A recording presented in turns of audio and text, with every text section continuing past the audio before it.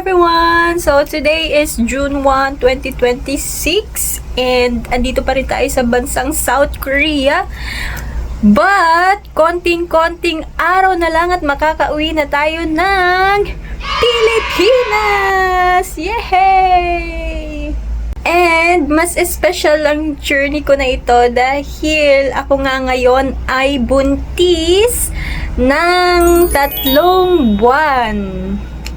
Marami nga akong mga pinagdaanan na mga experiences or mga pagbabago here in South Korea kasama yung aking asawa.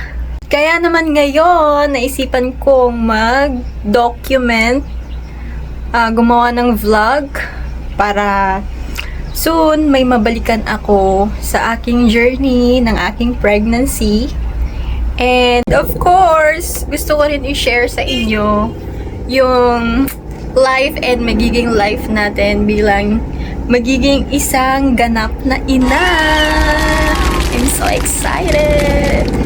At sa aming magiging chapter ng aming buhay, ng aming anak at ng aking asawa bilang isang ganap na mga magulang. Kaya naman sana samahan niyo po kami and i-support niyo po kami sa aming journey ng aking magiging baby.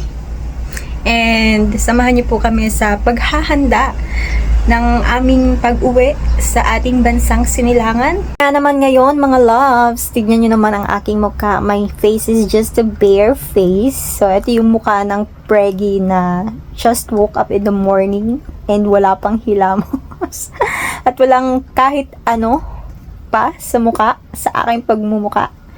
So, ayan lang for today's vlog. Wala kasi akong ganap ngayon. So, ngayon ay June 1 and Monday. Today is Monday if I am not mistaken. Wala talaga akong ganap ngayon guys. Nasa bahay lang ako. Nagpapahinga. And wala akong mava-vlog. Kaya puro chikahan lang ngayon. Chikahan lang tayo for today's video.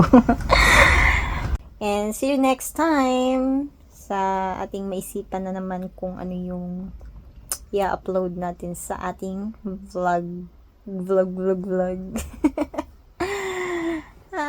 Charot. Okay guys, God bless everyone and I hope everybody's doing well.